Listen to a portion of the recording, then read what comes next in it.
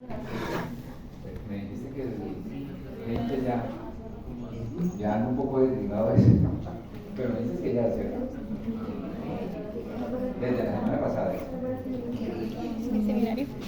Más información. De fisiología microbiana. Porque yo sí ando un poco desligado de esa parte del calendario. Pero bueno, para que no se vayan a dejar el tema, recuerden que no sé, agarrar el tiempo porque tenemos que mirar los artículos, ayudarles a revisar cuál es el mejor artículo y para que vengan a presentarlo, ¿no? Espero que les haya ido bien en esa búsqueda. Bien, chicos y chicas, entonces vamos a hacer un poquito de calentamiento mental con la parte de comprensión.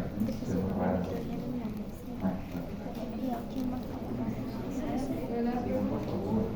Ahí sí está firmando la lista. Bueno, entonces vamos a la primera pregunta. ¿Qué requiere la siguiente entidad biológica para ser definida como viva? Y de hecho, ¿qué le llamamos entidad biológica a esta? De hecho, ¿qué es esto? ¿Qué le falta? ¿Qué le faltaría? ¿Qué ya me queda? Hacer metabolismo. Entrar a la maquinaria de la célula. ¿Cómo? Invadir una célula. Bueno, eso sí está interesante. Sí. ¿Qué más? Reaccionar al ambiente. Reaccionar al ambiente. Muy bien. Agarraron las que no había pensado que agarraran de primerazo. ¿Sí? ¿Qué otra? Eso ya lo dijo ahí Sebastián, ¿sí? Pero sí. Estar enclaustrada en una membrana celular, ¿verdad? Sí. Exactamente. A eso íbamos con este caso, ¿no? O sea, hay virus que están rodeados de membrana celular, ¿cierto? Pero resulta que esa membrana celular de los virus no es la membrana celular que está codificada por el genoma del virus. El virus lo que codifica son las proteínas que va a insertar dentro de la membrana de la célula que invade, ¿sí? O sea, a pesar de que entraría, digamos, de los diferentes puntos de definición de la vida que estuvimos viendo, que está enclaustrada en una membrana celular, esta está enclaustrada en una membrana celular, ¿no es verdad? ¿Tiene material genético? Tiene material genético, ¿cierto? Puede interactuar con el medio ambiente, pues lo puede hacer a través de las proteínas que insertan la membrana, pero no tiene algo fundamental, y es que no tiene metabolismo, ¿cierto? Y mucho menos metabolismo homeostático. Esto, si bien es cierto que créanme que alguna gente llamaría esto como vida, pero esto no entraría en la definición de vida. Y el punto de definirlo en entidad biológica, si es que claramente está ligado, su replicación está ligada a una célula. Entonces, es una entidad biológica en ese sentido, está dependiendo de la célula. Ahora les voy a contar un caso bastante interesante y me gustaría saber su capacidad de indagación acerca de esto que ocurrió en la universidad hace unos años, pues que desafortunadamente no está pegando duro. Un personaje que daba clase en esta escuela fue entrevistado por la gente de Cátedra Libre y dijo que él había descubierto un nuevo parásito intestinal, ¿sí? Un profesor que ya hace mucho tiempo se fue, que le llamó Urbanol, ¿sí? Ese parásito intestinal es este que vemos acá, de acuerdo a él, ¿no? Realmente cuando lo ve, esto ya está, digamos, cuando ponen la laminilla sobre la lámina del Urbanol, eso se supone que explota, ¿no? Y pues él en esto vio que esto era una célula y como tal llega y lo reporta así, ¿no? Entonces él lo hizo en Barranca Bermeja. Él cuando observaba pacientes con diarrea, con cierto tipo de diarrea, observaba que había muchos de esas bolitas de grasa, ¿no? Y muchas veces de esas bolitas de grasa veía que proyectaban estas estructuras y él creyó que eso era una célula, ¿no? Y lo reportó así. Pero no lo reportó en una publicación científica, sino que lo publicó en este periódico. ¿Sí lo conocen, no? Sí. Es el periódico, uno de los tantos medios de comunicación que tiene la universidad. El punto es que esta observación que él hizo carece de cualquier rigor científico, ¿sí? Cualquier rigor científico. O sea, realmente el hombre dijo que era una célula, incluso dijo cómo se dividía, a esto le llamó pseudópodos, bueno, una cosa impresionante, y todo eso está en esta edición de Catedral, y eso fue lo que se publicó. Lo único malo fue que hubo gente, bueno, que él empezó a enseñar eso aquí, y pues se le dijo que parara de enseñar que eso es un organismo vivo, ¿sí? Pero obviamente tampoco podemos ser tan dogmáticos de decirle cállese la boca y no diga eso, sino demuéstrenos que es un organismo vivo, ¿sí? Pero no lo hizo. Entonces, el punto es que, bueno, parece que le enseñó, y eso terminó escapándose de este país, y ya mucha gente en Sudamérica empezó a ver este tipo de estructuras y a hacer estudios, a hacer trabajos de grado y a mencionar pues, el célebre Urbano, ¿sí? Y han publicado artículos con esto. Hasta cuando obviamente llegó la policía científica y dijo, venga, esto no hay ninguna evidencia que esto sea un organismo vivo. Y entonces ahora, en este momento, ya más de una década, están diciendo, bueno, ¿dónde está la evidencia? ¿Qué es este cuento que están haciendo ustedes? Obviamente el profesor ya no está ahí, pero él estaba afiliado a nuestra escuela. Entonces ahí es donde les digo que este tipo de cosas hay que ser muy delicado antes de ponerse a decir qué es un organismo vivo. Entonces ahora yo les digo, ¿ustedes qué habrían hecho? O sea, ¿cuáles habrían sido sus experimentos? A ver, díganme un par de experimentos que ustedes hubieran hecho para demostrar si es o no es un organismo vivo. Hacerle algún tipo de tinción para descargar que no sea una botella. Bueno, entonces hubieras hecho algo de microscopía con tinción que está tiñendo algo en particular, alguna biomolécula en particular, ¿cierto?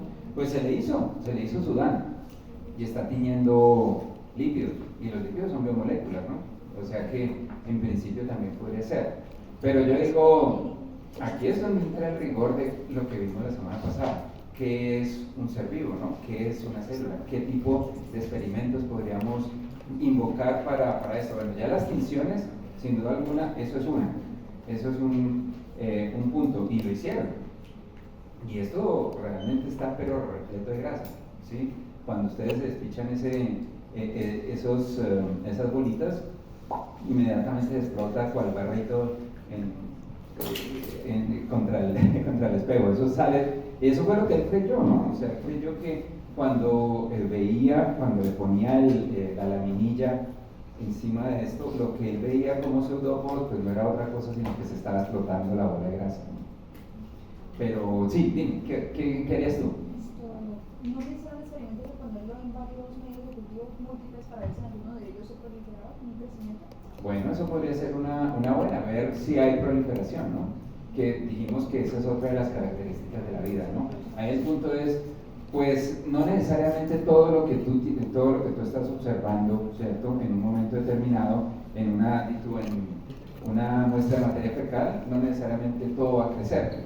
Y tú, recuerden que hay mucho tú tomas una muestra de suelo, y esa muestra de suelo, lo que es cultivable es una fracción mínima. El resto que hay, ¿por qué? Pues porque tú necesitas saber cuáles son realmente las condiciones metabólicas del microorganismo en cuestión. Pero bueno, eso que tú estás diciendo me parece válido. Entonces, tinciones vitales, ponerlo a cultivar, ¿qué otra cosa haría? Bueno, que por cierto, esas dos cosas la intentaron hacer y fracasaron, ¿no? O sea, no vieron, bueno, mejor dicho, no fracasaron, sí vieron lípidos, no les creció. O sea, lo que agarraron es que estas bolas tenían estaban enclaustradas en una matriz que era muy probablemente un polisacárido o algo así, ¿no? Eso. Dime. Observar qué relación tiene con otros microorganismos. ¿Pero cómo? Tipo, si lo depredan o si él llega a depredar otros organismos. O sea, harías como un seguimiento del bicho. Sí. Bueno, eso también podría ser, a ver si ve. Pero lo que te digo, o sea, ahí lo que observaba era que se movía, pero no veía mucho más. Dime, Juan. También se podría como mirar como el dato que se posee y verificar si puede vivir por sí solo. O sea, Bueno, esa es otra, ¿no? Pues está un poquito relacionada a si se Toma puede 16, verificar es así. si hay algún tipo de metabolismo. Pero bueno, falta una. Sí tiene ADN. Exacto, ¿no? Eso sería algo fundamental, ver si, pues él dijo que esto tendría endodiogénesis, ¿no? Y que esto era un microorganismo y que cada cosa, ya vimos que sí tiene algunas biomoléculas, pero, dime, Juan. O sea, es que me puse a buscar y ellos comentaban que al explotar esas estructuras solamente saliera más grasa, o sea que simplemente eso era tejido conectivo adiposo. O sea, por no tener tanto ADN y solo presentar lípidos, no era un organismo. Exacto. O sea, ahí viene el punto del rigor, ¿no? El rigor científico nos obliga a que pasemos toda la lista de requerimientos, la lista de cotejo del que está vivo.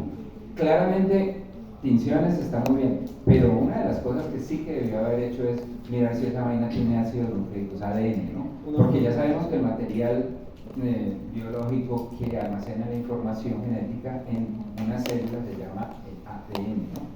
En un virus puede ser incluso el ARN, pero en una célula es el ADN. Entonces, ¿qué hubieran hecho ustedes? Pues buscar más diarreas, porque eso sí parece que está por todo lado, y enriquecer la muestra, ¿no es verdad? Enriquecer esa muestra, esos quistes de grasa, y lavarlos extensivamente, y después sí hacerle un análisis químico a ver si encontramos ácidos nucleicos, proteínas, todo lo que estuvimos viendo, ácidos nucleicos, proteínas, carbohidratos, ¿cierto? Todo eso se debió haber hecho. Y este año no lo hizo. Y entonces ahora estamos nosotros en un momento, pues, un poco incómodo, pues porque me empiezan a escribir, oiga, y hay 20 artículos publicados sobre eso, grave que la gente que se basó en esto, que no es una publicación científica, grave que ellos se hayan puesto a decir que era una célula viva sin haber ellos verificado eso. Digamos que esto es algo que se sabe desde hace mucho tiempo, y hay incluso una cosa peor, es que ese profesor se ponía a recetar medicamentos a la gente que le veía ese tipo de quistes, les daba metronidazol. Entonces, chicos y chicas, esta vaina es seria, uno tiene que ser muy, muy, muy riguroso, tiene que tener mucho, tiene que ser ante todo científico en la manera como se reporta. Esto no es una publicación científica, no está revisada por pares. Ya se dieron cuenta ustedes que si les hubiera llegado una publicación de esta, habría dicho, venga, muéstreme esto antes de decir que es un microorganismo. Aquí creo que la publicación científica, la publicación científica cayó en el chauvinismo de decir, ay, Santander, encontramos una nueva especie de microorganismo, y ahí viene el punto de que la embarraron. Esto fue hace ya más de 10 años, pero el lío es que eso ya toca decirle a la publicación, saque eso, ya no más, y a las 20 personas que publicaron artículos en toda Latinoamérica de los valores, hay que decirles, hermano, les toca remover el artículo de la revista. Así que vean eso, por no ser rigurosos, y nos ganamos nosotros ese camerito. El recetado de metronidazol sin haberse basado en la muestra anterior. Él observaba esto y decía toma metronidazol porque creía que eso era un primo hermano de la ameba que formaba esa cosa. ¿Sí?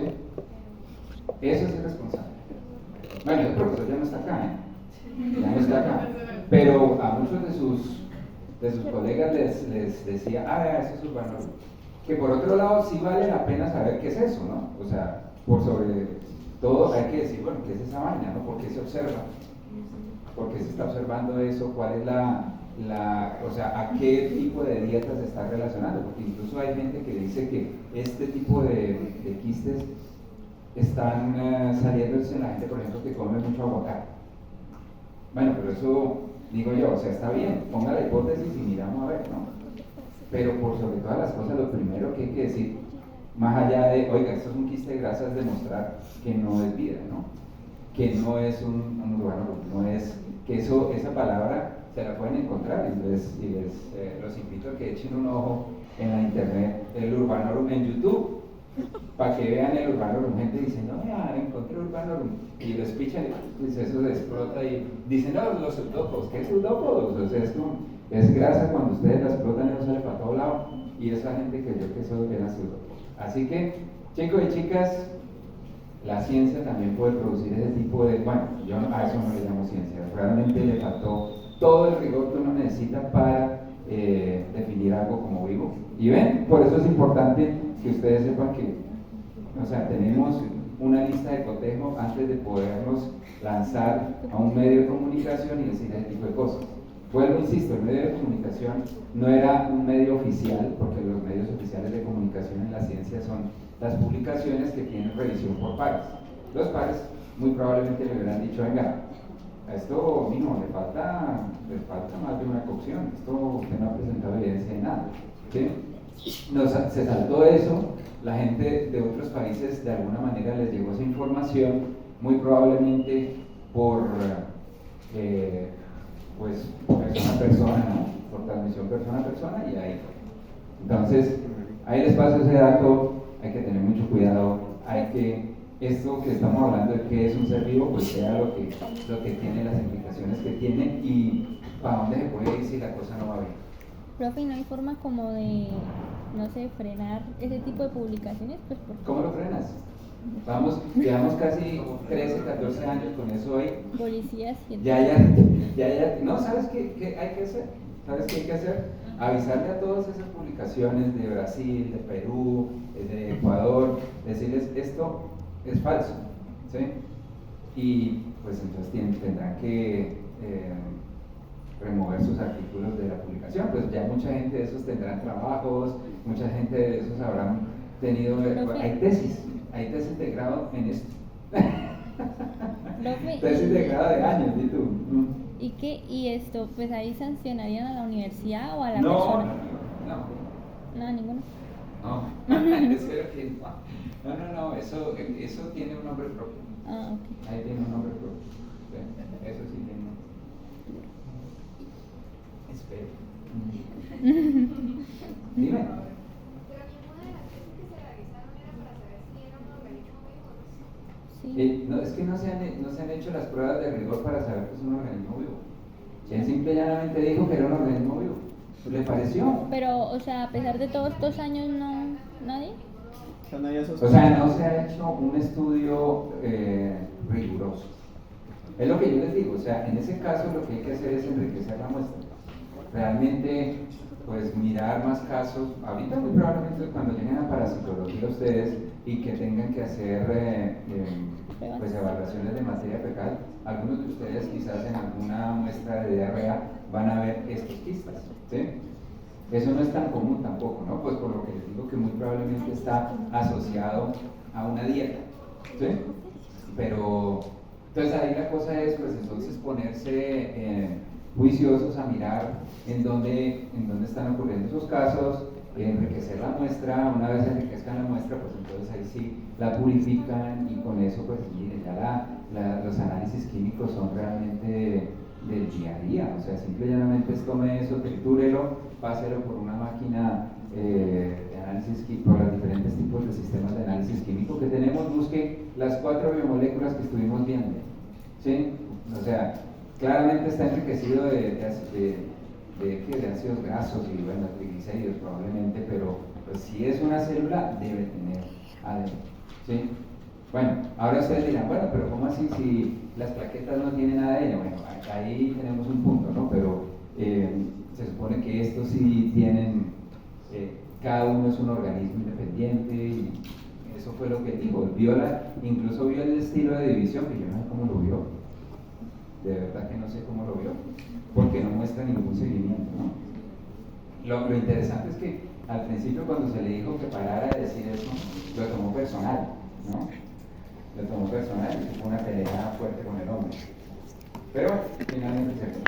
Entonces, ahí esa historia les cuento, pues para que sepan que todo esto que hemos estado hablando, pues todo esto son constructos mentales. O sea, sí es cierto que por sobre todas las cosas, nosotros decimos que no es, pero hay que demostrar que no es, ¿no? O sea, sí hay que decir, venga, Esto tiene toda la naturaleza de ser un quiste de grasa. Esa vaina es pura grasa que está enclaustrada en una estructura que es rígida y que muy probablemente son polisacáridos o lo que sea, pero hay que demostrarlo, ¿no? Pero pues, ahí viene el punto que esto es cosa irresponsable y pues que puede tener consecuencias. Es la clásica de pasar del anonimato al desprestigio, ¿no?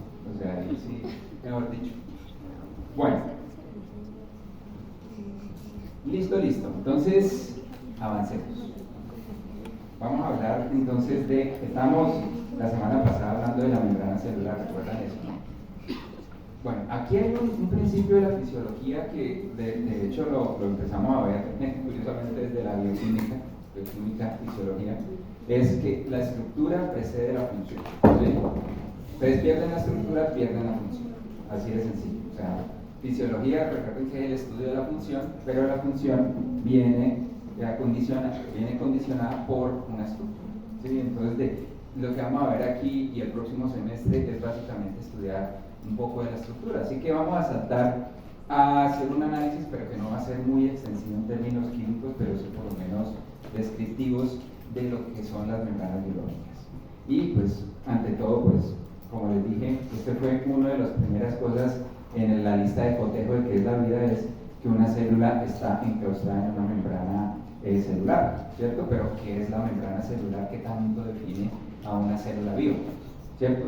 Y eso pues ya ustedes lo han visto en biología general, en microbiología, que sabemos que la membrana celular ante todo es una bicapa, ¿cierto? Fosfolipídica. Eso es la principal característica de las membranas celulares, que esa membrana, esa bicapa fosfolipídica va a tener proteínas, sí, va a tener carbohidratos, esteroides o panoides que están embebidos o asociados a ella. Eso va a ser característico de la membrana celular. Eso estructura grosso modo. Y la función asociada a esa estructura, pues también podemos definir tres grandes componentes funcionales. El primero, pues el soporte estructural, compañeros, el transporte y la comunicación. Bueno, el soporte estructural, pues ya sabemos, esta va a ser la manera de compartimentalizar, ¿cierto?, el medio intracelular del medio extracelular. Esta es la principal función de la membrana, es compartimentalizar y generar una barrera protectora, ¿cierto?, de la parte intracelular del medio extracelular. Aquí en el componente intracelular es donde ocurre la química de la vida, ¿no?, las reacciones que generan vida, el metabolismo. La otra función que va a tener la membrana celular, que pues, hágame el favor, qué cosa tan impresionante, es que ante todo por su naturaleza semipermeable, ya vamos a llegar a esto, pues va a permitir la entrada selectiva de iones y moléculas y la salida de productos y desechos, ¿sí? Ella va a ser esa barrera semipermeable que va a definir quién entra, y quién sale, ¿no? Entonces, el transporte es otro de los casos. La otra es la comunicación. Va a asegurar que solo señales específicas, por ejemplo, hormonas y neurotransmisores, sean recibidos y procesados, ¿sí? Entonces, otra de las características de la vida, ¿cierto?, que definimos la vez pasada, es tener esa propiedad de poder sentir lo que está ocurriendo en el medio y transducirlo a su medio intracelular. Como está la membrana impide, ¿sí?, compartimentaliza lo intracelular de lo extracelular, eso no quiere decir que se aísle. O sea, sí que debe mantener un continuo, o sea, tiene que mantener continuamente información, ¿sí?, debe procesar continuamente información de lo que está ocurriendo en el medio para poder de esa manera regular lo que está ocurriendo dentro de la célula, y ahí viene lo lindo de la parte homeostática del metabolismo que se va a hablar después con el profesor Germán y aquí en el transporte, ¿sí?, con esta entrada de iones, por ejemplo, esto pues vamos a tener una función conexa a la entrada de esas moléculas, a la regulación de la entrada de las moléculas cargadas, y va a ser básicamente, va a estar asociada a la generación de energía también. Pero entonces esta generación de energía es también una consecuencia del transporte. Era lo que les estaba comentando la semana pasada, ¿se acuerdan? Con la analogía de la represa, ¿sí? ¿Te acuerdas de eso? Con ese, ¿no te acuerdas?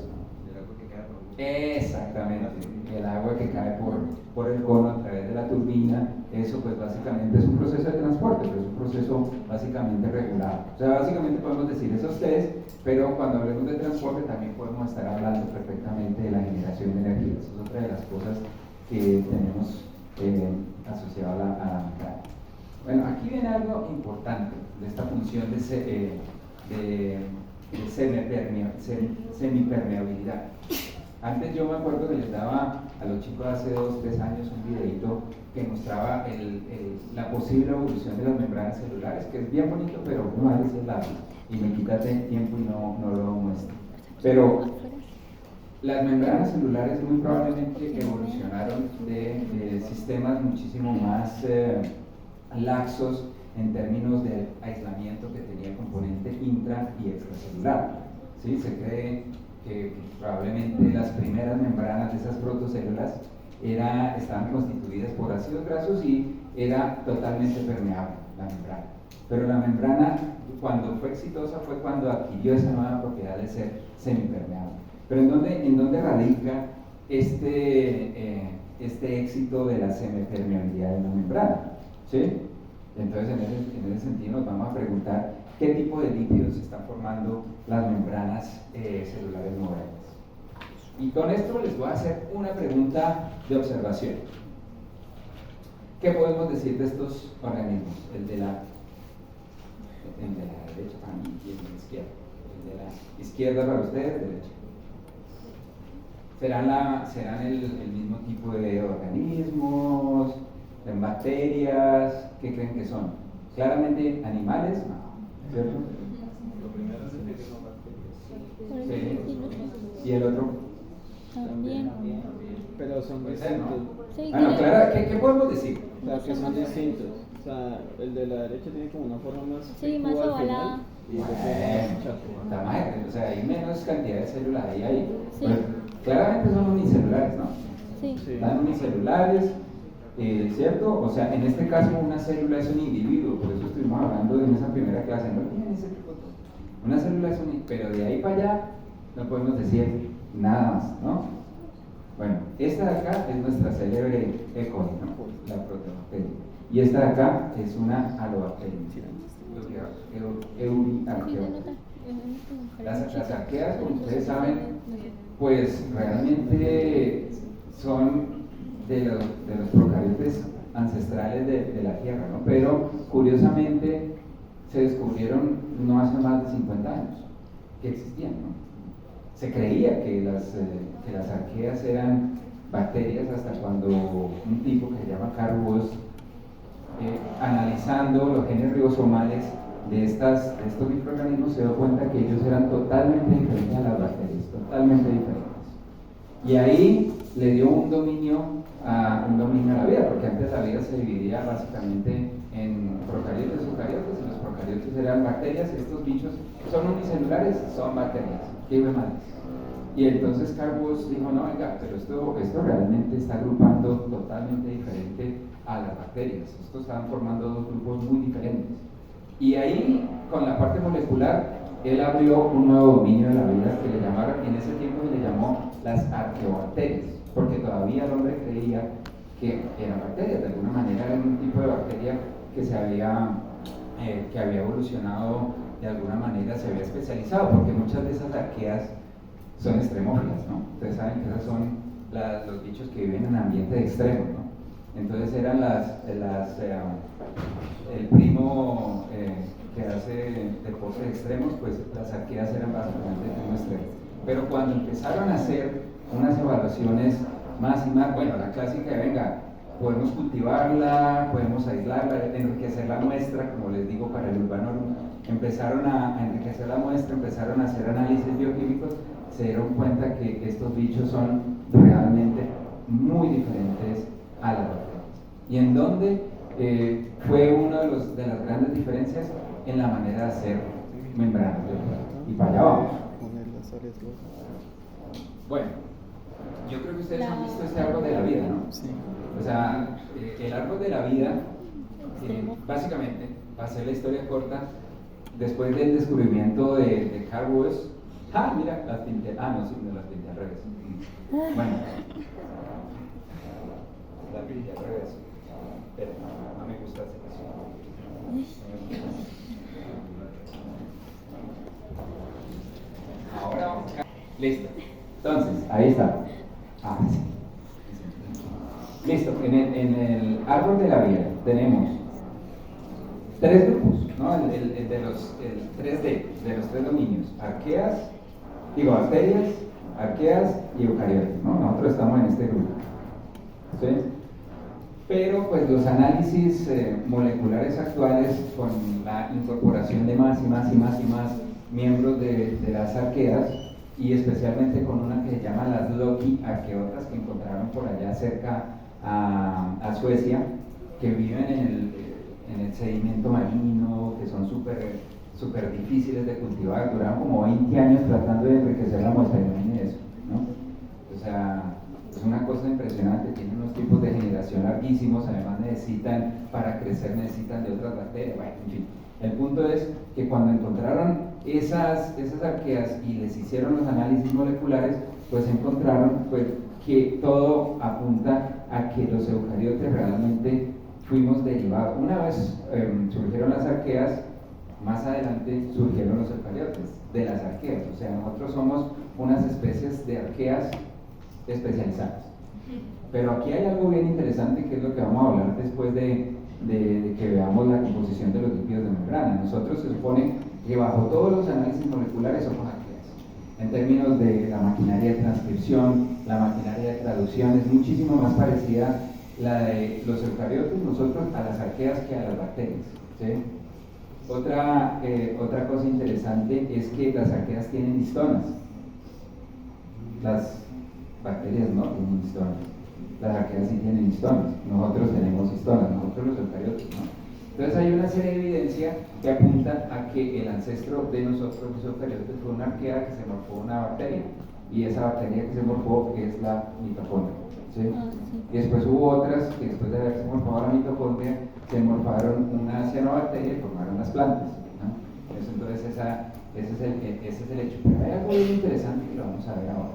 Quédense con el punto de que actualmente hay mucha evidencia que sustenta que los eucariotes somos un grupo derivado de las arqueas. Entonces no hay 3D sino 2D: bacteria, arquea, y los eucariotes se derivaron de las arqueas para pues generar, mediante simbiosis, multicelularidad, y ser lo que somos.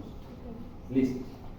Entonces ahora esta grafiquita viene un poquito densa y es lo que voy a tratar de explicarles en esta parte de la clase, hasta la pausita del café. Es que veamos el árbol de la vida membranal, se llama esto. Entonces aquí tenemos los diferentes tipos de membranas que nosotros podemos encontrar en la vida. Y curiosamente, si bien es cierto que uno le dice, bueno, la vida está enclaustrada en una membrana, en una bicapa lipídica y toda la cosa, pero resulta que cuando vamos al detalle, ahí la cosa se complica, ¿sí? Ante todo, eucariotes y bacterias construimos nuestras membranas celulares muy similar, de manera muy similar. O sea, nosotros tenemos membranas que se basan en fosfolípidos que tienen ácidos grasos. Eso, bacterias y eucariotes, o sea, nosotros. Nosotros además decoramos las membranas con esteroides, como el colesterol. Las bacterias lo decoran con una molécula muy parecida que se llaman los opanoides, pero digamos que tiene una función muy similar, que la vamos a ver en un segundito. Las arqueas, curiosamente, las arqueas hacen membrana, una bicapa lipídica, en algunos casos es incluso una monocapa lipídica, pero en vez de utilizar ácidos grasos, ellos utilizan unas moléculas que se llaman los isoprenos, que son derivados de isopreno, entonces se les llama isoprenoide. Los isoprenoides no son ácidos grasos, ¿sí me entienden? O sea, arqueas hacen membranas, su parte hidrofóbica son isoprenos, mientras que eucariotes y bacterias hacemos membranas biológicas con ácidos grasos. Y ahí es donde empieza a ponerse la cosa complicada, pues porque si nosotros somos derivados de las arqueas, pues deberíamos hacer membranas con isofrenoides y hacemos membranas con ácidos grasos. Entonces ahí es donde la cosa se complica. ¿Listo? Entonces, este es un arbolito muy simpático que explica mucho, pero hay algo que, pues, dentro de todo esto, hay cosas comunes.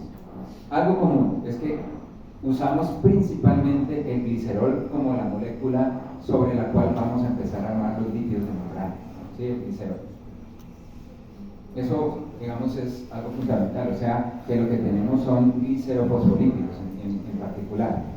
A ese glicerol, pues entonces, como son fosfolípidos lo que predomina en nuestra membrana, pues otra de la generalidad es que le vamos a enlazar un grupo fosfato al glicerol y ahí vamos a tener otra cosa similar, pero de ahí para allá, bacterias y eucariotes le agregamos ácidos grasos a ese glicerol, mientras que las arqueas le agregan isoprenoides. Una cosa de locos, pero funcionalmente es la misma vaina.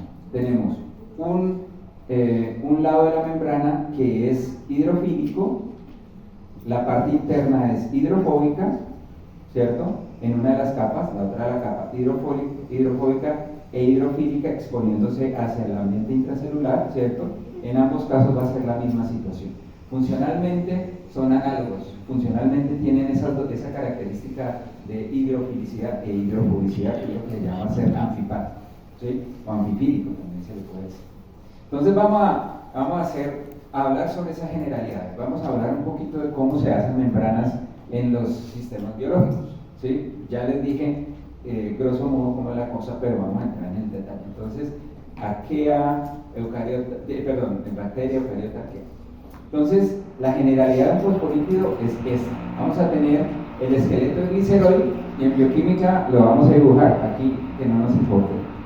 En bioquímica sí vamos a aprender a dibujar todas las partes de un fosfolípido. Glicerol, a ese glicerol le enlazamos dos unidades de una molécula que está hidrocarbonada, ¿sí? Está repleta de carbonos enlazados con hidrógenos que le confiere una característica que son no polares, ¿no? Son no polares, entonces este le confiere la característica hidrofóbica. Entonces esta es la parte hidrofóbica. El glicerol es una molécula de 3 carbonos con grupos hidroxilo. El tercer grupo de hidroxilo lo utiliza para enlazar un grupo fosfato. Y este grupo fosfato es un grupo que tiene varios hidroxilos que pueden, a condiciones celulares, se puede ionizar, y al estar ionizado, pues entonces puede interactuar con el agua y por lo tanto es hidrofílico.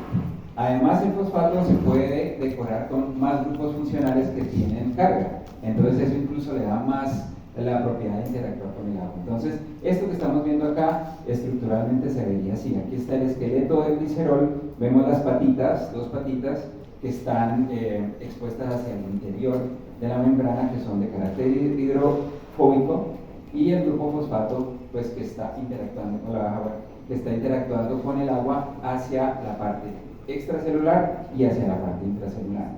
Cuando ustedes tienen estos fosfolípidos, ¿sí? Le agregan agua, sonican esa muestra, ¿sí? Se homogeniza completamente la muestra, tiende a formar bicapas lipídicas, los fosfolípidos. En cambio, en el caso de los ácidos grasos, que son unidades solitas de esto, por ejemplo, ellos forman micelas. Ellos forman micelas donde la parte hidrofílica del ácido graso interactúa con el agua y la parte hidrofóbica, todas están apuntando hacia adentro.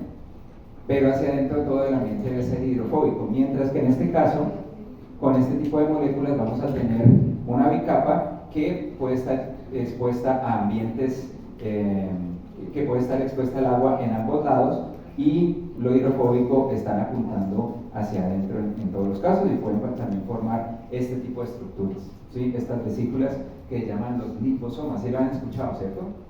Liposoma es una de las moléculas, una de las vesículas que son más famosas porque, por ejemplo, muchas de las vacunas que nos aplicaron el ARN estaba protegido por liposomas. Entonces, un liposoma realmente, si ustedes tienen carga aquí, por ejemplo, un ARN, cuando ese liposoma lo inyectan en un paciente, por ejemplo, pues estas vesículas interactúan fácilmente con las células del organismo al que inyectaron y se fusionan.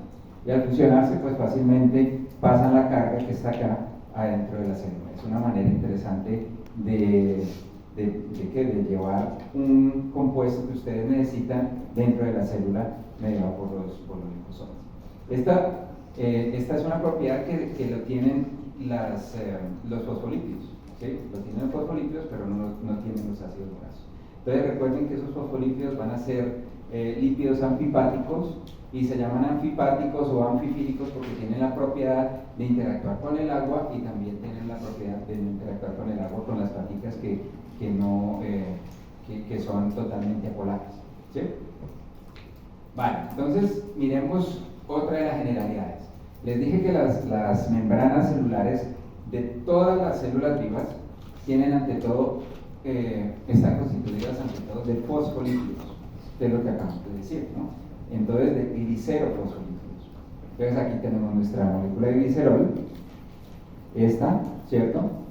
A esa molécula de glicerol le enlazamos un ácido graso o un isoprenoide en el caso de las arqueas, otro ácido graso u otro isoprenoide, ¿sí? Y allá vamos a tener los módulos hidrofóbicos. ¿Listo? Ya tenemos ahí enlazado el hidrofóbico. Y en nuestro tercer carbono, en el hidroxilo del tercer carbono, le enlazamos un fosfato, ¿sí? Ese fosfato, como también el fosfato tiene grupos hidroxilo, esos pueden todavía reaccionar con otras moléculas que le confieren más carga, entonces esta va a ser la parte hidrofílica, ¿cierto? Hidrofóbico 2, en este caso son dos, enlazado al glicerol, y la parte hidrofílica es esta parte que tiene el fosfato.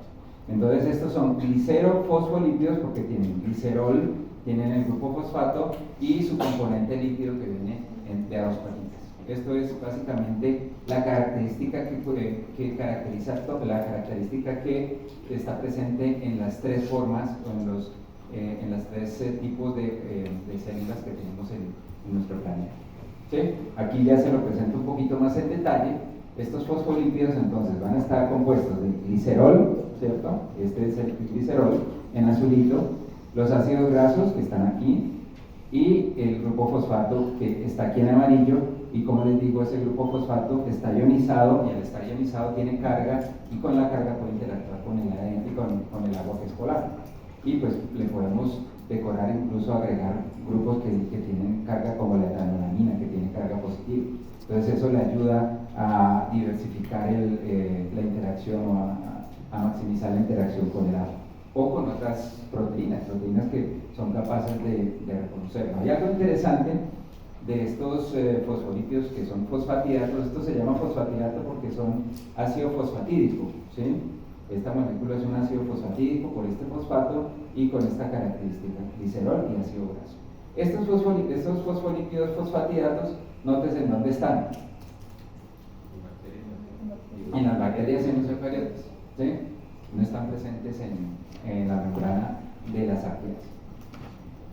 Otro tipo de lípido que utilizamos para hacer membranas, que son también fosfolípidos, son los fosfoesfingolípidos.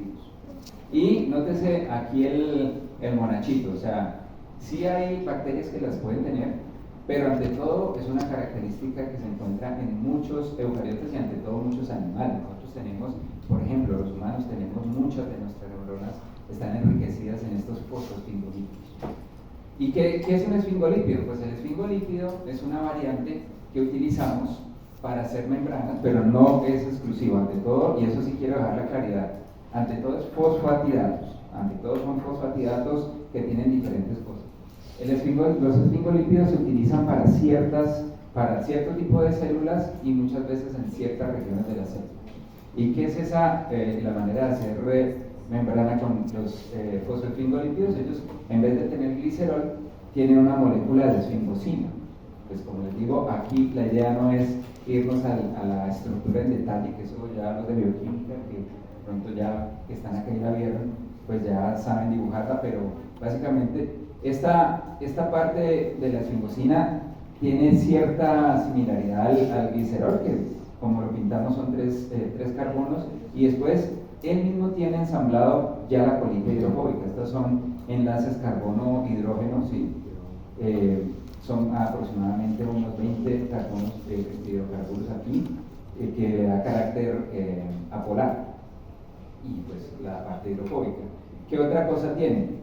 A esta esfingosina se le une un ácido graso, y en este caso solo pinto ácido graso pues porque eso sí no es una característica, o es una característica que está ausente de las arqueas, por eso no hay arqueas acá. Esta esfingosina entonces se le une un ácido graso, y en el carbono terminal se le enlaza un fosfato, y el fosfato pues con su grupo alcohol puede ser modificado así como vimos la otra. Entonces esta es otra manera esto es otro de los lípidos de membrana que podemos encontrar, pero por favor nótese que esto ante todo es una característica de los eucariotes, y de hecho de los, más que todo de los animales que tenemos esta manera de hacerlo. O sea, lo cuento solo como para decirles que, pues, que también que hacemos membrana con una molécula diferente a un glicerofosfolípido. Curiosamente también se encuentran otro tipo de moléculas de lípidos de membrana que no son fosfolípidos, pero también son, digamos, no son la regla general. Se encuentran también dispersos, y dependiendo no solo de la especie bacteriana sino del tipo de célula, pues podemos encontrarlos o no en una célula. Y estos son los gliceroglicolípidos y los glicoesfingolípidos. Nótese acá que estos gliceroglicolípidos pues lo tenemos en bacterias, eucariotes, arqueas, y básicamente, pues como su nombre lo dice, es un glicerol que tiene enlazado un ácido graso o un isoprenoide, y en vez del fosfato lo que tenemos son mono o oligosacáridos. Básicamente esto es una manera que decoramos también la membrana. Esto, en vez de fosfato, lo que tenemos son estos azúcares, y muchos de esos azúcares están ahí para conferirle identidad a la célula. Es algo bien simpático. Muchos de los grupos sanguíneos, si existen que se han definido pues en humanos y en otras especies de animales, pues tienen su base molecular en este tipo de moléculas, de los gliceroglicolipidos. Los glicoesfingolípidos, pues básicamente es la misma cosa que aquí, pero en vez del glicerol, pues lo que tenemos es el esfingolípido, ¿sí? Con el ácido graso, y reemplazando el fosfato pues tenemos el carbohidrato, básicamente. Y como les digo, mucho de esto se utiliza para darle identidad a la célula, para poderse unir, por ejemplo, a un blanco, a otro tipo de célula. Esto es algo que se utiliza mucho para resolver problemas de identidad celular y de reconocimiento celular. Bueno, me va a saltar esto. Entonces, volvamos al término de la bicapa fosfolipídica, que ya les dije que los fosfolípidos en la naturaleza y los fosfolípidos en un laboratorio, ¿sí?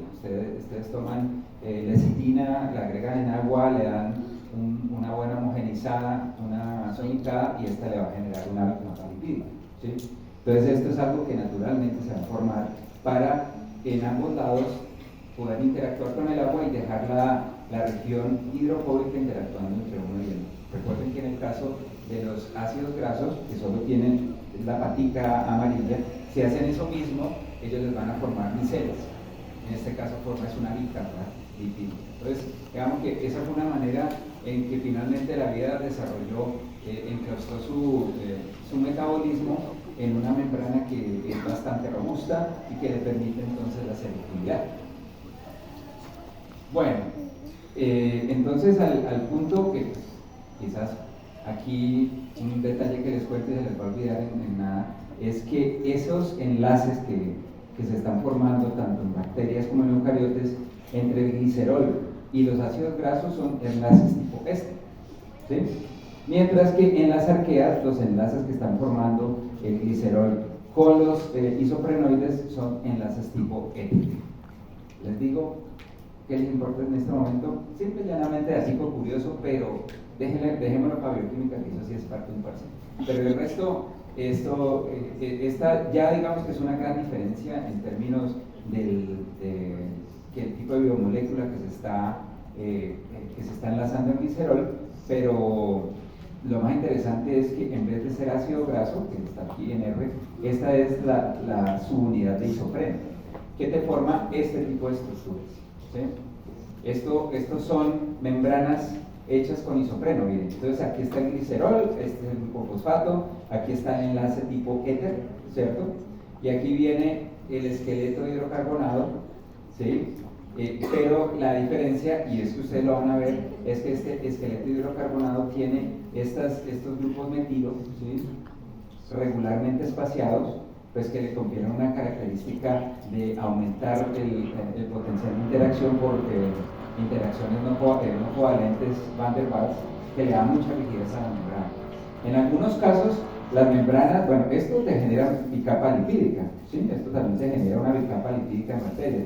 Algunas arqueas, en vez de tener una bicapa lipídica, lo que hacen es fusionar ambos extremos y generan una monocapa lipídica con dos extremos que son hidrofílicos. Entonces el extremo hidrofílico que está apuntando hacia la parte extracelular, el extremo hidrofílico apuntando al compartimento intracelular, y solo una sola capa, ¿cierto?, de carbonos e hidrógenos, hidrofóbica totalmente, así como la estamos viendo aquí. El bifentanilo es el componente principal. Este tipo de membranas fue una solución muy interesante para unos extremófilos ¿en dónde creen que sirven este tipo de membranas? A altas temperaturas, exactamente. Las altas temperaturas se favorece mucho esto, pero van a ver que, por ejemplo, tener una monocapa en nuestro caso no es muy recomendable, porque limita mucho la fluidez de las proteínas en una membrana. Otra cosa que tiene interesante las membranas de las arqueas es que ellas pueden formar este tipo de estructuras cíclicas. Esto es algo muy interesante, porque imagínense, aquí como para darles el dato, el colesterol, ¿sí? El colesterol, ¿saben qué es el colesterol? ¿No? De hecho, lo vimos ahorita tangencialmente y lo vamos a ver. El colesterol es un isoprenoide, o sea, también metabólicamente es de la misma vía, utiliza el isopreno como la subunidad sobre la cual se forma, ¿cierto? Y estas son también isoprenoides. Sí, las bacterias, ellas no decoran su membrana con ni colesterol ni con opanoides, que son los otros isoprenoides que les comento, sino que ellas mismas se forman esos ciclos y funcionalmente hacen lo que hace el colesterol en la membrana, que ya vamos a ver qué es lo que hace. Pero estructuras cíclicas intramembranales, eso solo ocurre con las membranas de las arqueas. Eso es una cosa loca, pero funcionalmente hacen exactamente lo mismo. Entonces, esto diferencia total. Y nosotros no tenemos esto. Nuestras membranas, a pesar de que los análisis moleculares dicen que surgimos de las arqueas, nosotros no tenemos membranas basadas en isoprenoides, sino membranas basadas en ácidos grasos. ¿Y cómo explica eso que hayamos evolucionado de las arqueas y no tengamos las membranas? Pues ahí las hipótesis son variadas, pero están muy de los pelos realmente entender cómo el metabolismo de construcción de membranas después de la endosimbiosis prefirió hacer membranas con ácidos grasos que con isoprenos. Muy probablemente es porque esto le reduce muchísimo la fluidez a la membrana. Puede ser eso. Bueno, ahora hablemos de los célebres lípidos planares, que son esas moléculas que están reforzando la membrana. Lo que les digo, el colesterol es justamente el lípido planar. Tiene muy mala fama el colesterol, ¿cierto? Realmente mala fama. Es como las bacterias, también tienen mala fama, pero realmente son muy... ¿Qué es lo que hace qué es lo que hacen estos lípidos planares, ¿no? Ellos se van a intercalar en las cadenas hidrofóbicas de los fosfolípidos y le van a reducir la fluidez a esa región. En eucariotes, pues el lípido planar por excelencia es el colesterol. En los procariotes, los lípidos por excelencia planares son los opanoides. Y miren, esto es lo que está pasando. Aquí tenemos nuestro colesterol, el célebre colesterol tan de mala fama, Y él lo que hace es esto, intercalarse en la membrana, y donde se intercala, en ese punto va a reducir la fluidez. Ustedes de pronto en este momento, ¿y eso qué carajos? Ya vamos a ver por qué es importante reducir la fluidez de la membrana, porque eso tiene muchas implicaciones, por ejemplo, en funcionalidad de señalización celular, ¿sí? Pero esto es importante. Nosotros necesitamos en la dieta colesterol sí o sí. No comemos colesterol, no hacemos membrana, nos morimos. O sea, el colesterol claramente es una molécula importante, pero pues obviamente siempre en la prensa darle mala fama a ese tipo de moléculas es la CLICS. El opano, vean, ¿sí ven el opano? Sí, ¿Y el colesterol? ¿Qué, se les parece? No, tiene más. Sí, se parece. Sí, pero- Pues, ¿cuál es la diferencia? A ver, encuentra la diferencia. Oiga, ¿por Tiene qué más no te va la lista? enlaces. Tiene más enlaces CH3. ¿Y? Sí, señora. Sí, o sea, se parecen, estructuralmente se parecen. Este tiene un ciclo más, claramente. ¿Sí? Aquí son tres hexágonos, un pentágono y como una M, ¿no? En este tiene 4 hexágonos y un pentágono. Pero bueno, más allá de eso y más allá de la estructura, sí ven que se parecen, pues porque ellos salen del mismo precursor, justamente del isopreno. El isopreno que en arqueas hace todo el fosfolípido, pues nosotros también utilizamos isopreno para hacer membranas, pero no para hacer los glicerofosfolípidos, sino únicamente lo tenemos para hacer las moléculas planares. En el caso nuestro del colesterol, las bacterias lo utilizan para hacer opanoides. ¿Sí? Entonces los opanoides tienen básicamente la misma estructura, o sea, una estructura similar, pero digamos funcionalmente tienen la misma característica de intercalarse en la membrana y reducir fluidez. Bueno, y esto era lo que les estaba comentando de nuestro isopreno, que parece el perrito de Laika, y a partir de eso empezamos a unir varias unidades de isopreno, generamos esta estructura lineal que después se empieza a plegar, a doblar enzimáticamente. Hay enzimas que agarran esa molécula, la doblan, así como cuando uno tiene esas bombas largas y hace un perrito, más o menos la misma cosa, hasta cuando nosotros armamos esto y las bacterias arman esto, colesterol y los opanos. Y ellos pues entonces van a tener su función particular en la membrana. Listo, entonces tenemos esas grandes generalidades. Se dieron cuenta que son, en últimas, las membranas de las células de los dos dominios de la vida son fosfolípidos, ¿cierto? Pero hay algunas particularidades que ya lo vimos. Pero las bacterias nos tienen siempre una sorpresita, y son la membrana celular de las gram negativas.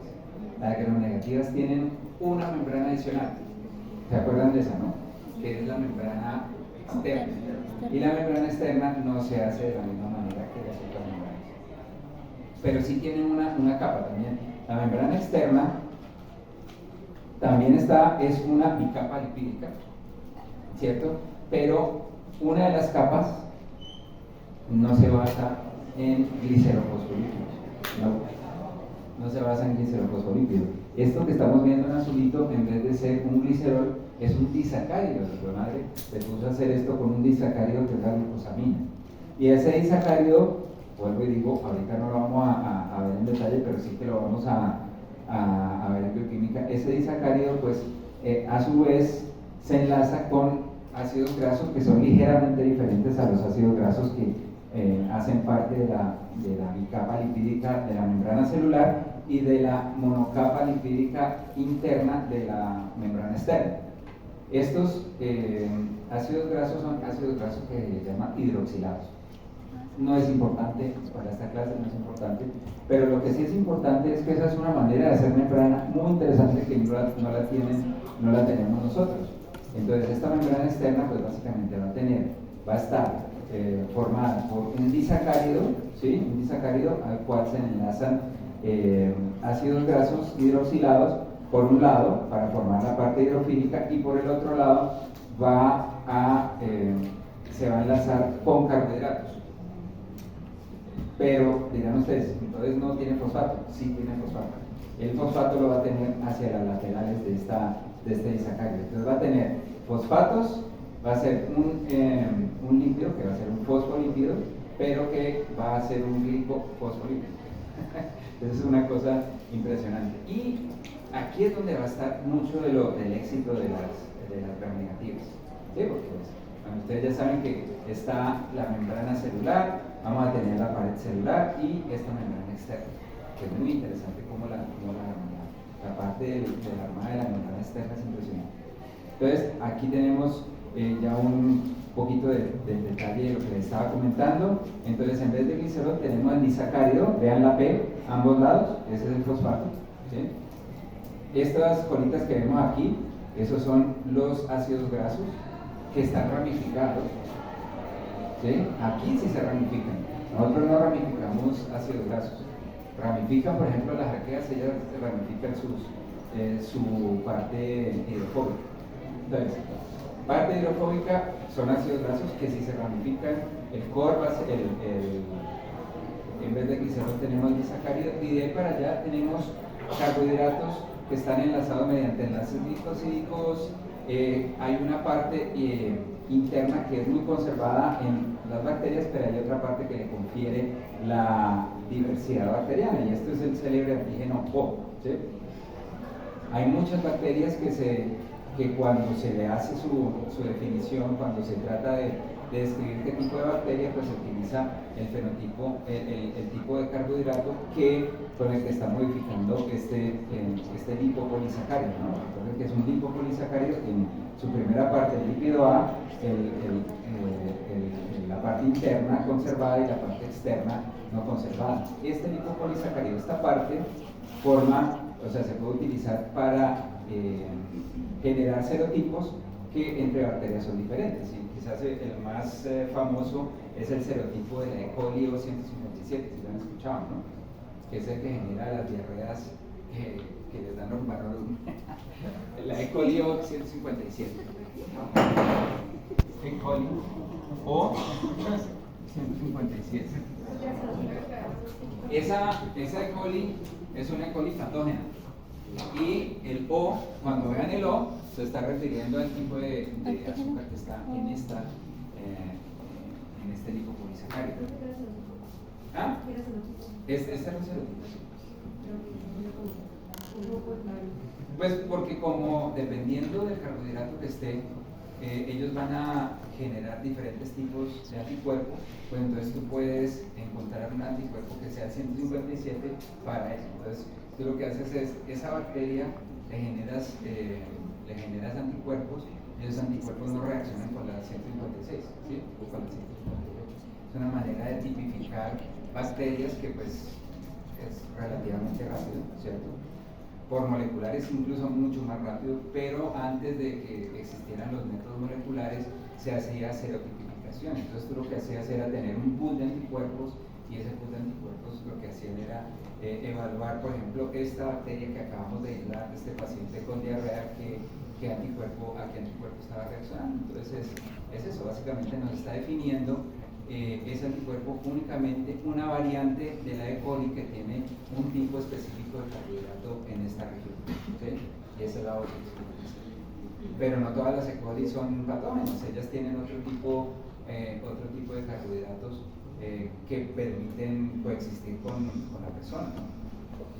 Pues nosotros también, nuestro sistema ABO pues también se basa mucho en diversificación de los carbohidratos, eso es lo que nos da esa propiedad. En las bacterias pues tú le puedes diversificar por enlaces glicosídicos diferentes partes, y eso te genera un serotipo totalmente diferente. ¿Sí? Esta parte, el lípido A, si se inyecta por ejemplo en un ratón, eso lo mata, supremamente antigénico, es la célebre endotoxina, ¿sí? Y muchos de los choques sépticos se deben a la reacción que le tenemos nosotros a esta parte del lípido A. ¿Sí? Esto es lo que genera el choque séptico en la mayoría de nosotros, de los que Bueno, argumente las siguientes afirmaciones. La funcionalidad de las membranas bacterianas, eucariotas y arqueanas se basan en fosfolípidos. ¿Qué van a decir?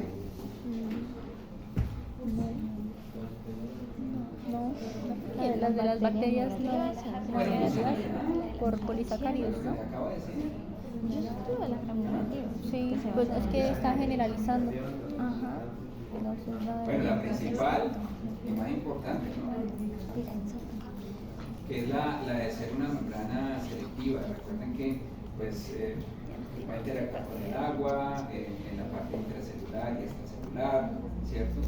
Esto lo va a hacer que esta membrana ya de por sí compartimentalice la célula, ¿cierto? Los ácidos grasos no van a hacer eso. Entonces, la pregunta es, ¿la funcionalidad de las membranas bacterianas y eucariotas cerquianas se basan en fosfolípidos, sí o no? ¿Por qué? Sí, pero no solamente en ellos, ¿no? ¿Ah? O sea, sí, pero no solamente en ellos, porque por ejemplo en las bacterianas tenemos lipopolisacáridos. Sí. Sí, pero digamos, fosfolípido es característico para todas ellas. Sí, podemos decir que sí. O sea, claramente los fosfolípidos están presentes tiene en los fosfolípido, tres una dominios, capa en los dos interna dominios. fosfolípido. El mayor tipo de lípido de membrana que vamos a encontrar es un fosfolípido. O sea, claramente la funcionalidad sí se basa, porque digo se basa, no depende exclusivamente, ¿no? Se basa en este tipo, ¿no? Y recuerden que cuando hablemos de fosfolípidos ya vimos todos los tipos de fosfolípidos que podemos armar, ¿no?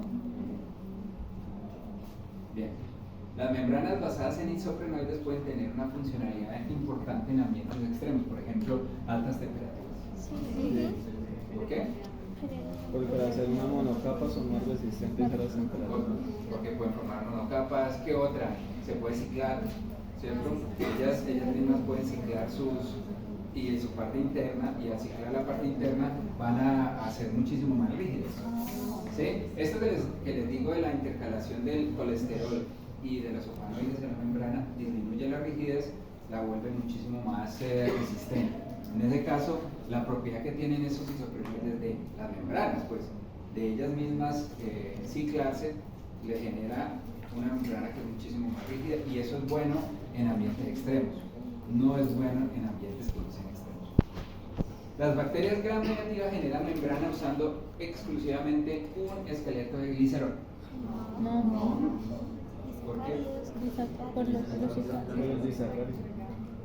Porque lo acabamos de ver, ¿no? O sea, el esqueleto de glicerol lo usamos, tanto las bacterias como nosotros, lo usamos para hacer membrana celular, pero es que esa membrana externa de las gram negativas es exclusiva de ellas y es una quimera entre una monocapa, ¿sí? de fosfolípido, de glicofosfolípido, ¿cierto? Que se basa en un disacárido, ¿sí? De glucosamina, mientras que abajo, la capa de abajo sí es un glicerofosfolípido. Entonces, no es exclusivamente, la capa externa es algo supremamente diferente, y dirían ustedes, ¿eso puede ser un blanco para la generación de antibióticos? La respuesta es claramente, si ustedes encuentran cuáles son los genes que están involucrados en la biosíntesis de la membrana externa, puede ser un antibiótico. El único problema es que va a ser un antibiótico muy probablemente de amplio espectro, y eso pues va a afectar la microbiota funcional, ¿no? Bueno, hablemos brevemente de esto, porque yo creo que todos ustedes vieron en microbiología, estuvieron viendo pared celular, ¿cierto? Que esta es otra de los grandes componentes en bacterias, ¿cierto? Es la manera, funcionalmente, ¿cuál es el rol de la pared celular? Evitar que exactamente, la pared celular básicamente va a evitar que la presión osmótica destruya, o sea, que reviente la célula. Entonces vamos a tener dos versiones, una versión que tiene una pared celular gruesa y una versión que tiene la pared celular pequeña. Esta que tiene la pared gruesa no tiene membrana externa, ¿cierto? Solo se basa en una membrana celular más una capa que, por cierto, es hidrofílica. Estas son las gram positivas, y las gram negativas tienen la pared celular delgada, pero esta sí tiene una membrana externa, que ya vimos que la capa externa de la membrana externa es el lipopolisacárido, y pues eso obviamente diversifica mucho la funcionalidad de la bacteria. Entonces, ahí lo clave, pues como ustedes ya lo saben, es que esa membrana, que esa pared celular está basada en polisacáridos, ¿cierto? Polisacáridos que a su vez se basan en subunidades de disacáridos, ¿no? La célebre mureína.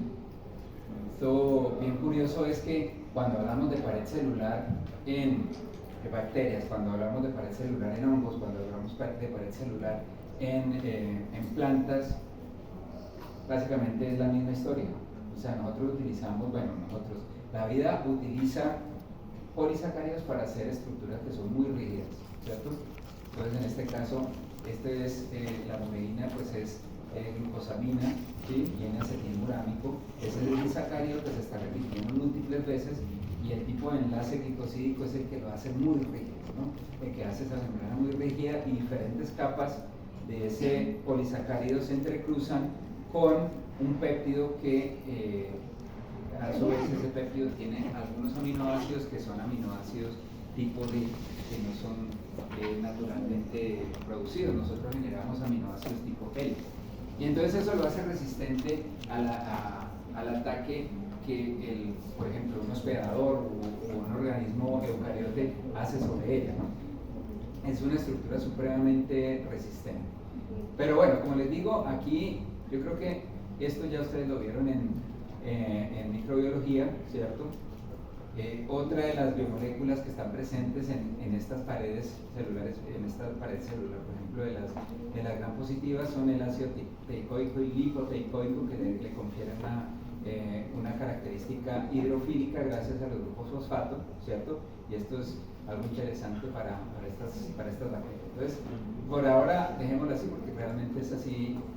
Ustedes ya se lo saben, pero si saben eso, entonces me pueden decir cuál es el componente conservado del peptidoglicano. ¿Cómo así conservado? A ver, el componente del peptidoglicano es péptido, el polisacárido, ¿quién es? ¿Ah? ¿Qué es el? ¿El péptido o el polisacárido?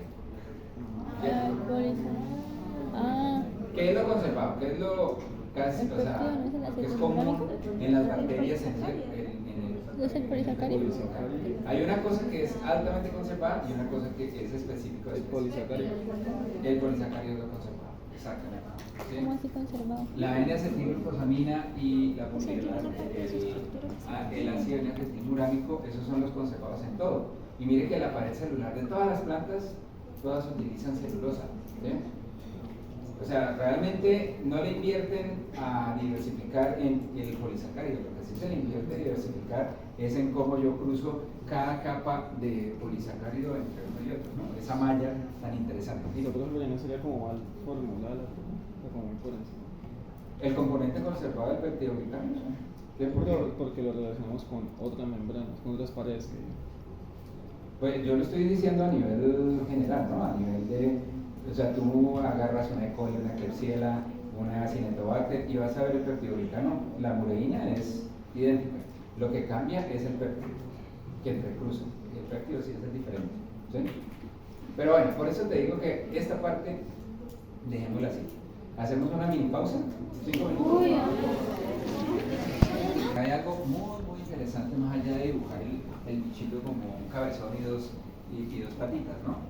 Es que la membrana celular, ante todo, una de las grandes propiedades que tiene, ya vemos la primera que es la semipermeabilidad, pero creo que todavía no hemos apreciado esa función que la vamos a ver más adelantico cuando estemos viendo las proteínas de membrana.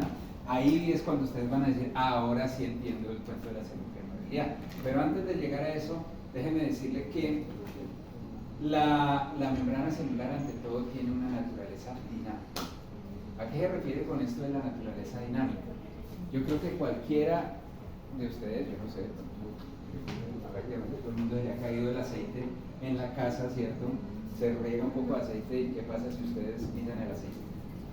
Se empieza a Se va, ¿no? O sea, claramente... Valentina, Cuando estamos hablando de lípidos, ¿cierto? Cuando estamos hablando de lípidos, estamos hablando de moléculas que realmente no están fijas, ¿cierto?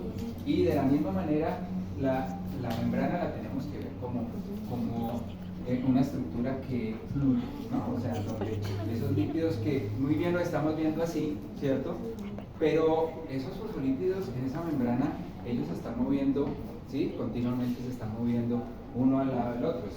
Estamos viendo una migración de los lípidos, estamos viendo un desplazamiento. Uno de los desplazamientos que podemos ver que es altamente veloz, es muy rápido, es el desplazamiento lateral, la difusión lateral, que es muy rápida. Y uno que sí que no es tan común, es mucho más lento, es el intercambio entre las capas, ¿no? Entonces, lateralmente, súper rápido, ¿sí? Ahí, y no lo podemos imaginar, pues, porque esto es grasa, ¿no? Y eso se está moviendo uno al lado del otro, pero pasarse de una capa a la otra, eso sí es más complicado, ¿sí? Entonces, esta difusión lateral rápida y la difusión transversal, esa sí es mucho más lenta, y esto tiene un término en inglés que me encanta, que es el flip-flop. De hecho, es una propiedad que muchas veces utilizamos en diagnóstico, porque, por ejemplo, cuando una célula está en apoptosis, muchos de los fosfolípidos que tiene en una de las capas, cuando la célula está ya en su muerte celular, ellas empiezan a aparecer esos lípidos en la otra capa. Resulta que algo lindo de la lipidómica que nos ha dicho es que el tipo de fosfolípido que, por ejemplo, que están apuntando hacia la parte intracelular son diferentes a los lípidos que están en la parte extracelular. Eso apenas está encontrando cuál es el correlato funcional de esa cosa, pero por ejemplo, la fosfatidilcerina, que es un fosfolípido que en el fosfato le metemos un aminoácido serina, cuando empieza la apoptosis se expone en la capa, en la membrana externa, en la capa externa de la bicapa, y tenemos anticuerpos que pueden detectar eso, y eso nos da una señal. Entonces ahí decimos, venga, aquí tenemos un foco de muerte celular, y eso sirve muchísimo para el diagnóstico. Entonces, esto que estamos viendo acá se encuentra muy, muy chévere en un video que les voy a mostrar en un segundo, pues porque nosotros podemos marcar las células de manera fluorescente. Nosotros utilizamos técnicas de microscopía que son muy interesantes, de microscopía de fluorescencia, en donde una proteína de membrana, a esa proteína le clavamos un módulo fluorescente, y en un microscopio de fluorescencia, que son supremamente caros, en microscopios de fluorescencia nosotros tenemos la célula en un plato de cultivo, nosotros enfocamos esa célula, ¿cierto? Y esa célula lo que hacemos es hacerle incidir un rayo, o sea, vemos que está la fluorescencia, le hacemos incidir un rayo de luz en una región y genera esto que se llama el blanqueo, ¿sí? La fluorescencia pues emite, ¿cierto? Esa emisión de luz, ellas absorben luz a una longitud de onda y emiten a otra longitud de onda. Esa es la fluorescencia. Entonces nosotros hacemos la lectura a la longitud de onda que emite. Pero si nosotros mantenemos un rayo de luz continuamente en ese fluorocromo, que se llama el módulo que está emitiendo luz, pues resulta que el fluorocromo se apaga, ¿sí? Se apaga y vemos esta calva en la célula. Eso representa una región de nuestra membrana en donde todos esos fluorocromos los apagamos por excesiva luz, ¿cierto? Y entonces, ¿qué es lo que se ve con el paso del tiempo? Si no fuera dinámica la membrana, esto se quedaría así todo el tiempo, ¿sí? Pero, como les digo, son varias las proteínas de membrana, son muchísimas que están en una membrana celular, ¿cierto? Y si están ellas moviéndose lateralmente, difundiéndose, pues con el paso del tiempo empezará a repoblarse la zona que blanqueamos, ¿sí? Esto en inglés le llaman bleach, ¿sí? Y la recuperación es lo que nosotros podemos cuantificar. Nosotros podemos cuantificar el tiempo que tomó esa blanca, esa calva, para ser repoblada por moléculas fluorescentes, haciéndoles de nuevo la salvedad que esto que se está viendo acá, que ya está verdecito, esos son moléculas que todavía tienen el fluorocromo activo y pueden, por difusión lateral, reemplazar a las que estaban acá. Esas que están acá, pues obviamente se distribuyen en la célula, pero no las vamos a ver, porque son, como también se distribuyen y ellas ya no son funcionales, no las vamos a ver. Pero están tantas las moléculas que están marcadas, pues que es fácil que ellas revuelven. Entonces, si nosotros hacemos un gráfico en donde vemos la intensidad de fluorescencia en función del tiempo en esa región. Entonces aquí vemos este pedazo que vemos acá es este, ¿no? De repente hacemos el blanqueo, el bleach, en la región que queremos. Entonces, ¡pum!, se baja la fluorescencia, como podemos ver ahí. Y después vemos el tiempo en que se toma esa región en recuperar la fluorescencia. Ese es el ensayo que les voy a mostrar a continuación. Nótese. Si habla la vieja, perdónenme, o sea, yo no sé cómo se apaga el sonido. No, eso fue así. ¿Y ahora qué hago?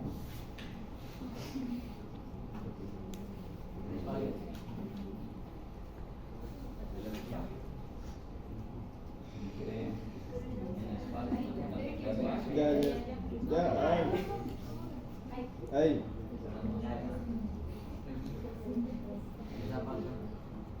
No, está, no.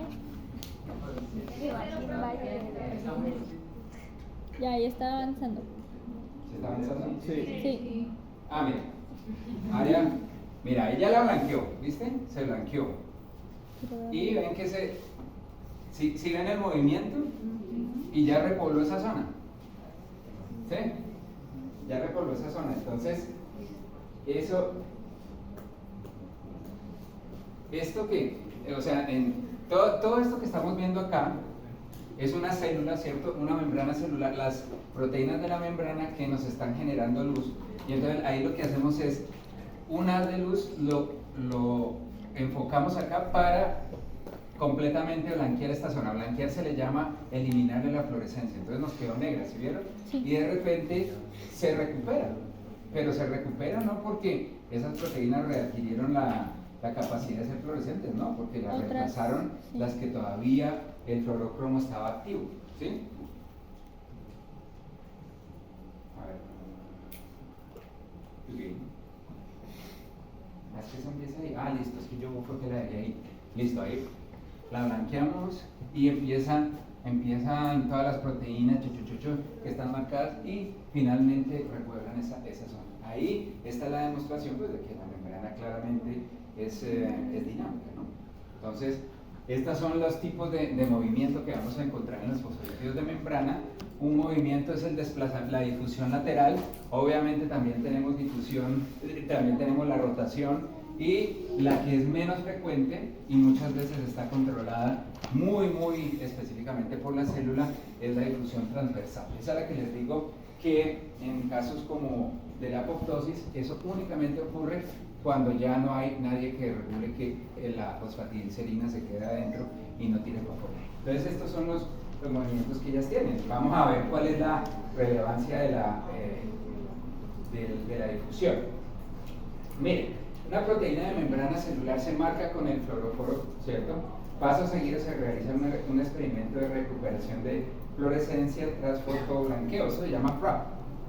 Ustedes lo van a leer en los artículos como FRAP, y el FRAP les va a decir, les va a dar un correlato de qué tan fluida es la membrana. Entonces miren, aquí está, pre-bleach. Aquí enfocamos el haz de luz y nos genera la zona de blanqueo. Y después de eso dejamos recuperar. Y la recuperación simple y llanamente es las proteínas aledañas, ellas empiezan a tener difusión lateral y ahí nosotros simple y llanamente tomamos el tiempo que tarda para eso. Entonces, ¿qué propiedad se revela con este experimento? Lo acabamos de decir. Difusión lateral. Que la membrana celular es fluida, ¿cierto? La fluidez de la membrana. ¿Podríamos tener una estimación de la composición de la membrana con este experimento? Sí. De la composición. ¿Sí? Sí. Sí. Y veamos por qué. Y con eso le vamos a dar final aquí a la clase antes de que desde aquí un jamacuco a las chicas que tienen que ir. Tenemos esta situación, lo que les acabo de mostrar, este experimento, ¿cierto? Nos está mostrando, recuerden que estamos en esta situación, la célula se marca con esas proteínas que tienen el fluorócromo, aquí con el láser generamos este blanqueo del fluorócromo, no estamos abriendo un hoyo, esto no es un hoyo, Esto simple y llanamente es que el fluorócromo lo apagamos, no puede volverse a prender. ¿Sí? Es como un bombillo, simple y llanamente le tiramos una piedra, no hay vuelta de hoja. La única manera que se recupere es que el que tiene el bombillo vaya y reemplace aquí al que estaba, ¿listo? Entonces, el tiempo que tarda esta recuperación, pues sí que va a depender del tipo de líquido membrana que tenemos. Porque yo les había dicho ahorita que hay lípidos que generan rigidez y hay lípidos que generan fluidez. Imaginen esa vuelta. Y ahí es como uno sabe que realmente aquí hay algo interesante para evaluar en la fisiología. Vimos esto, ¿no? Con esta parte nos vamos a quedar y retomamos la próxima clase. Que no lo mencioné y me lo pasé de galleta en su momento, pero ahora lo digo. Estos son, ahora nos vamos a centrar en los glicerofosfolípidos de nosotros, que son basados en ácidos grasos. Estos son ácidos grasos, ¿cierto? Ejemplos de ácidos grasos que tenemos nosotros enlazados en el glicerol. ¿Sí? Ácidos grasos que están saturados, ¿cierto? Ácidos grasos que están insaturados, o sea que tienen dobles enlaces. Y nótese la diferencia estructural que tienen esos ácidos grasos. ¿Sí? Uno parece una oruguita y el otro sí está doblado, ¿no? Esto, por más que lo vean así como, bueno, y que esto en una membrana celular puede implicar la diferencia entre ser rígido y ser fluido. ¿Sí? Y para eso va este terminito que me lo voy a tirar con esto, pero bueno, discúlpenme, pero hay que decirlo. ¿Sí? Vamos a hablar de las célebres transiciones de fase. ¿Sí? Esto, ¿por qué lo menciono? Porque aquí vamos a hablar de transición de fase de fluida a gelatinosa. Nosotros vamos a tener en nuestras membranas celulares, vamos a tener este cuento de una situación en donde nuestra membrana puede estar fluida y donde la membrana puede estar gelatinosa. Y ese estado, ¿cierto?, es lo que se va a llamar la transición de fase. ¿Cómo se puede lograr la transición de fase? O sea, pasar de un estado a otro. Pues una manera es con temperatura, ¿sí o sí? ¿No? Entonces tienen gelatina, aumenten la temperatura y la gelatina empieza a volver mucho más fluida, ¿cierto? Y esta temperatura, pues entonces, cuando llegamos a una temperatura que les da el cambio de un estado al otro, pues es lo que se llama la temperatura de transición, o la TM, melting temperature, temperatura de fusión. ¿Sí? Miren. Esto que vemos aquí en una membrana biológica, ¿cierto?, nos está mostrando un comportamiento, ¿sí?, un comportamiento de esa membrana más tipo gelatinosa o más fluida. A medida que aumenta la temperatura, ¿cierto?, nosotros vemos que esa membrana es muchísimo más fluida. ¿Cómo podemos ver eso? Pues con los experimentos que les acabé de mostrar, ¿no? ¿Y cómo podemos reducir la fluidez de esa membrana? Pues reduciendo también la temperatura. A menor temperatura, pues tenemos menor fluidez. Pero va a haber un punto de inflexión, ¿sí?, en donde tenemos esta situación. Pues estamos de para acá, vamos hacia lo gel, de para acá vamos a lo fluido. Eso es lo que se llama la TM, ¿sí?, la temperatura de transición. La temperatura de transición de una membrana. Miren aquí una membrana en donde tenemos que los lípidos que la constituyen son, esto recuerden, saturado y estos son insaturados. Y con esto de pronto se lo llevan por una semanita y lo piensan. Miren, cuando tenemos más lípidos insaturados y cuando tenemos más lípidos saturados, ¿qué estamos observando? La temperatura es mayor en los saturados. Entonces, tenemos lípidos insaturados, ¿cierto? Tenemos que la temperatura de transición está a 16 grados centígrados, ¿cierto?